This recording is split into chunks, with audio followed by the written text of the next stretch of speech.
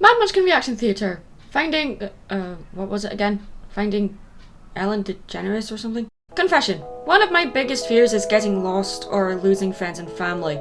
When Finding Nemo was released in 2003, it reminded me of An American Tail, released in 1986.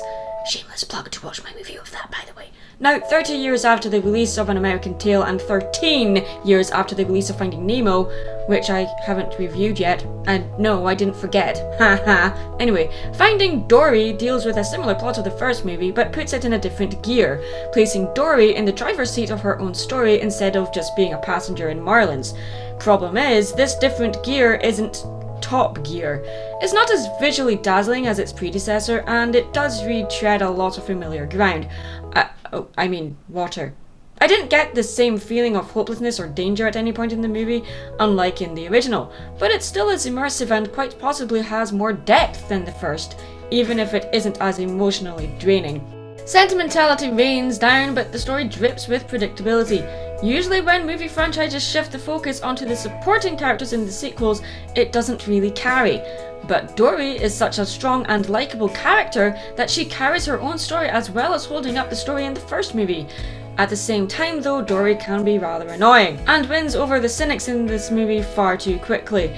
In the first movie, she was kind of a surrogate child for Marlin, and here she's showing maturity and learning to be less dependent on others.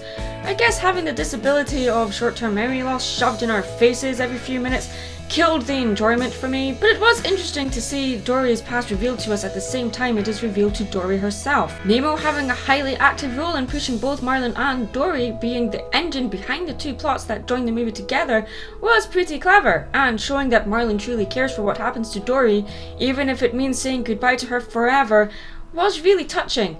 It's a simple, straightforward story that was wanted more than it was needed, but it did answer a lot of questions from the first movie. It's cute, silly, and simple, but lacks the tension and urgency of the first movie.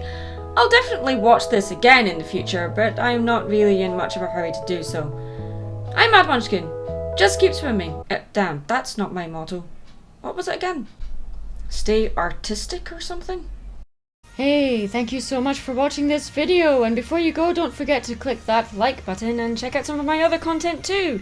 And hey, if you really like what you saw and want to see more, go ahead and click subscribe. Don't forget you can also show your support by following the official Mad Munchkin Facebook page for convention announcements, as well as links to my 2 online shops where you can purchase some of my artwork. Also, keep an eye out on the DeviantArt page for announcements on when I am open for commissioned work.